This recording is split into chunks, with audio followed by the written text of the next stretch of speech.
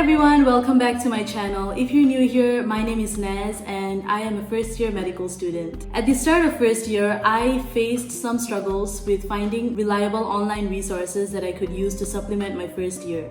But since I'm nearing the end of my first year, I have been able to find some useful online resources that are reliable and I wish to share it with you guys. So in this video, I will be talking about some of the websites, YouTube channels, online practice questions, online notes and books and apps that I have been using. Towards the end of this video, I will also touch on some of the resources that I have been using for my clinical skills. But since I am a pre-clinical student, the resources that I use is quite limited. I will be time-stamping everything down in the description box below, so you don't have to watch this entire video. You can just skip to the parts that interest you the most. And I'll also link some of the resources down in the description box below. And without further ado, let's get on with the video. I realized that in order to get reliable information, research articles is really the best way to go. So some of the best sites to get your information from is Medscape, Mayo Clinic, Science Direct, Google Scholar, and PubMed. Because these sites have peer-reviewed research articles which provide very reliable information. So for preclinical knowledge, Medscape is actually a really useful website because they provide very detailed explanations about a lot of the important topics in preclinical years, such as biochemistry, genetics, immunology, etc. For clinical knowledge, Mayo Clinic is actually very useful because it provides more clinically relevant information and more information about diseases themselves. Google Scholar is also another really good website to go to for both clinical and preclinical knowledge. They have a lot of peer-reviewed research articles and a lot of the research articles are available in full-text PDF format, so it's easily accessible. So for YouTube channels, some of the more useful YouTube channels that I found really helpful are Armando Husudungan, Osmosis, Shomu's Biology, Ken Hub, and there are also some random videos that I found really helpful as well, such as these two videos by Sam Webster on the lower limb and upper limb anatomy.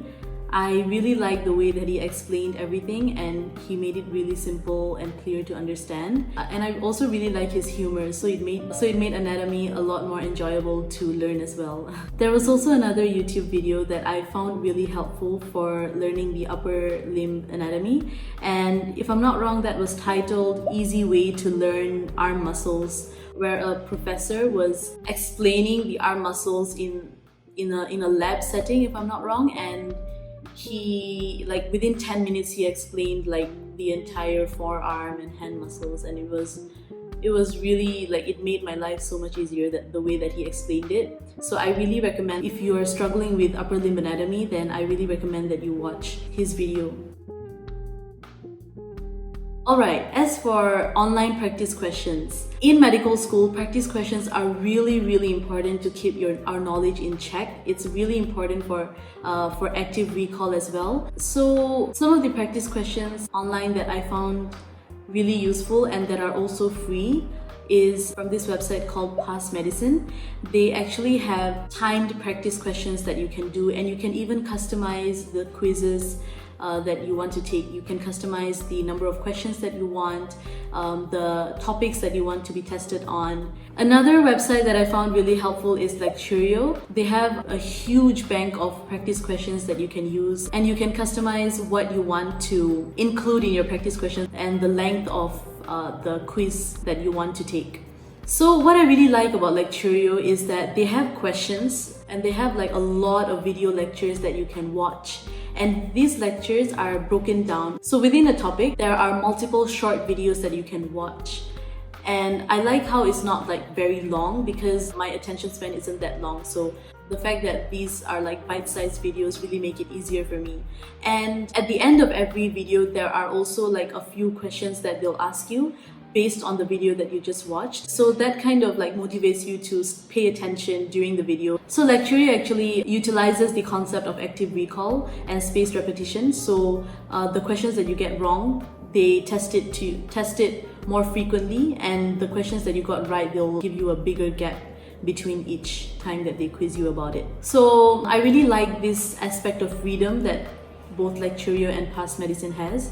There's also another practice question website that I found online which is called Kaplan Test, but they have like a free version and a paid version, and the free version is very limited. So if you want to like have free online tests, then Kaplan Test is a bit more restricted in that sense. So I would suggest Past Medicine and Lecturio as well. Now let's move on to the ebooks that I have found really useful. So for ebooks, for anatomy, I have been using 3 books so far. I have used Netter's Anatomy, Snell's Clinical Anatomy, and Gray's Anatomy. So Netter's Anatomy is very useful if you want to look at the structures within the body, because they have very good illustrations. I use it quite a lot to make flashcards in Anki. But the limitation of Netter's Atlas is that it doesn't have that much of clinically relevant information, and it also doesn't really have that much of information on the structures itself. So for more information, detailed information on the structures itself, I go on to Gray's Anatomy, where what I really like about Gray's Anatomy is that they have these small boxes where they will basically list out the origins, insertions, innervations, and blood supply of each muscle. As for pathology, a really good book to use is Robin's Pathology. There are 3 versions of the book. There is the Papa Robins, Mama Robins, and Baby Robin. So the Mama Robin is the one that is the most useful one out of the 3 for medical school students like us, because it has just the right amount of information for us to get by, instead of, Papa Robins where there is too much information and Baby Robins where there is too little information. So for immunology, the book that I use is Abbas Cellular and Molecular Immunology. It has very nice illustrations and very comprehensive explanations of the different concepts. For me, immunology was a very big part in first year, so this book did help me a lot. And there was another book that I used. It was if I remember, it was like purple in color, but I can't remember the title of the book. So if I can find that, I'll let you guys know, because that book was really useful as well. Another useful resource is the USMLE ebook. It's especially useful if you want to apply your knowledge to the clinic. What I noticed is that it follows the USMLE test format. So you'll be given a lot of different scenarios, you'll be given test results, and then based on that, you'll have to, give conclusions on what is wrong with the patient, or what kind of management strategies that you can use. But they also have a lot of questions on content as well. I found the book particularly useful for immunology and pathology. As for online notes, I make my own notes from the lecture notes using the OneNote app. But recently I bought some online notes from this website called Med Student Notes. So these notes are created by doctors for medical students. What I really like about these notes is that they provide information that you absolutely need to know in medical school. They are very streamlined, and they have a lot of high yield information that are more commonly tested in the exams and more commonly seen in the clinic. They don't have too much of additional information that may not be that useful, and they provide very detailed and very comprehensive and concise explanations on the different concepts. So it's a lot easier to understand, and it's also very focused. That honestly makes my life so much easier, because as a first year medical student, I feel like there is just so much of information out there, and sometimes I feel really overwhelmed, and there are some information that I have to know, and there are some information that I don't know whether I need to know it or not. You do have to pay for these notes, but currently they are having a huge sale of up to 80% off of their notes. So you can head on over to their website, I'll leave the link down below, and use my code for 15% off of your purchase. Moving on to apps.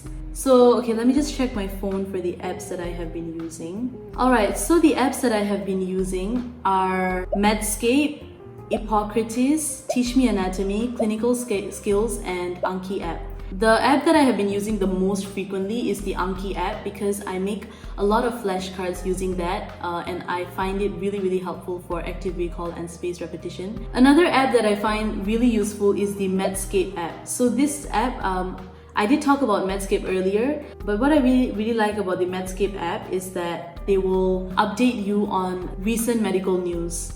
And then another app that I really enjoy using is Clinical Sense. In this app, there are a lot of scenarios that you can go through. It's really a very fun and interactive way of learning new things that are relevant to the medical curriculum. Another app that I have been using is the Teach Me Anatomy app.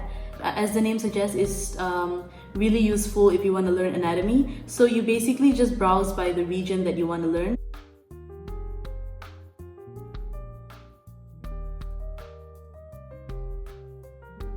So now we have come to the last part of this video where I will be touching a little bit on the resources that have been useful to me for clinical information. So for clinically relevant information, I have been using 3 different types of resources. 1 is YouTube channels, 2 is a book called Tally O'Connor, and number 3 is Lecturio. 1 is YouTube channels. The most helpful one is Geeky Medics because they have videos that are relevant to OSCE, and the way that they present their videos is very simple and easy to understand. And I also use a book called Tally O'Connor. It's called Tally O'Connor, but the full name is Clinical Examination by Nicholas Tally and Simon O'Connor. And also I use Lecturio to get clinical knowledge. What I really like about Lecturio is that they break down every clinical concept into small bite-sized videos, and at the end of every video they'll be quizzing you. So that motivates me to keep focusing during the video, and it also motivates me to look out for important information. But the limitations of videos on Lecturio is that there aren't any live demonstrations of the physical examinations itself. It's still very lecture based, where the doctors will provide information on the clinical concepts that we need to know. So when it comes to the live demonstrations, YouTube channels like Geeky Medics come in really handy. Another feature that I really like about Geeky Medics is that they actually include the sounds of the heart in different diseases and the sounds of the lungs in different diseases. So that is extremely helpful, especially in this situation, in this coronavirus situation where we can't actually hear the sounds. So at least it is compensated for by listening to the sounds through the videos. So we have come to the end of this video, and I sincerely hope that this video was helpful for you guys. Because personally, when I was starting out in med school, I did struggle a little bit in finding resources online, especially because I had just started going paperless, so I wasn't used to finding resources online. I will try to link all the resources that I used down below. If you guys like this video, don't forget to give it a big thumbs up, and I am planning to post videos more frequently, so do subscribe and turn your post notifications on so that you can get notified whenever I upload a new video. So with that, I'll see you guys in the next video. Bye! Because